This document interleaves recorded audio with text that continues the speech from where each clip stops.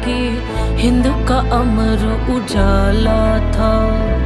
आन पे कर दिए प्राण न्योछावर, लहू में जिसके ज्वाला था।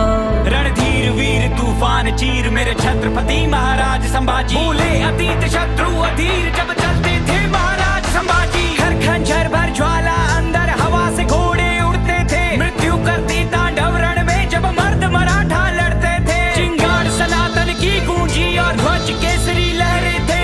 घोर ढोर थे घोर घाव और लहू से लथपथ चेहरे थे। महाराज मेरे हैं छत्रपति महाराज संभाजी। रक्त रवानी रगों में ऐसी रण में तब से आग लगा दी। महाराज मेरे हैं छत्रपति महाराज संभाजी। रक्त रवानी रगों में ऐसी रण में तब से आग लगा दी। 60 किलो तलवार युद्ध में शस्त्र शास्त्र विद्वान खुद में। 7 कलश का हाथ दुख में अमर हो गए नाम युग में। काटता गर्दन गठबंधन वो माना ना, कभी सर को झुकाना जाना ना, कभी माना ना। स्वराज का सपना पाला था, कापे दुश्मन कापे शंभू राजी। केसरी साजी खाली करके इलाके भागे, शत्रु क्षेत्र में गाजे बाजे। उठो जवानों, उठो जवानों, उठो जवानों, हम भारत के स्वाभिमान सरताज हैं।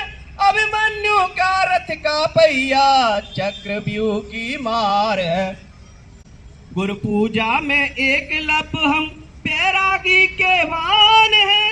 लब कुश की हम प्रखर साधना शकुंतला के प्राण हैं। चंद्रगुप्त की दिग्विजयों के हम ही खेवनहार हैं। अभिमन्यु का रथ का पहिया चक्रव्यूह की मार है। उठो जवानों, उठो जवानों, उठो जवानों, हम भारत के स्वाभिमान सरताज हैं। अभिमन्यु के रथ का पहिया चक्रव्यूह की मार है। के लोग कमजोर समाज की कौड़ी भर की परवाह नहीं करते। अतएव यदि हम अहिंसा मंत्र का घूंट हिंसक वृत्ति के लोगों के गले उतारना चाहते हैं तो हमें इतना सामर्थ्यशाली बनना चाहिए कि जिससे उन लोगों पर हमारे उपदेश का परिणाम। वो कालखंड जो उनकी कल्पना थी, राम राज्य की जो अपन बात करते हैं तो हिंदवी स्वराज्य का मतलब ही राम राज्य होता है। हिंदवी का मतलब होता है कि अपना स्वयं का, जो अपने संघ में भी पंच परिवर्तन आए हैं उसमें से एक स्व का बोध, स्वराज्य जो शब्द आया है तो वो स्वराज्य शब्द वो शिवाजी महाराज का ही है, उनके शासन काल का ही है कि अपने स्वयं का राज्य हो जिसमें अपनी सोच हो, अपना विचार हो, अपनी सेना हो।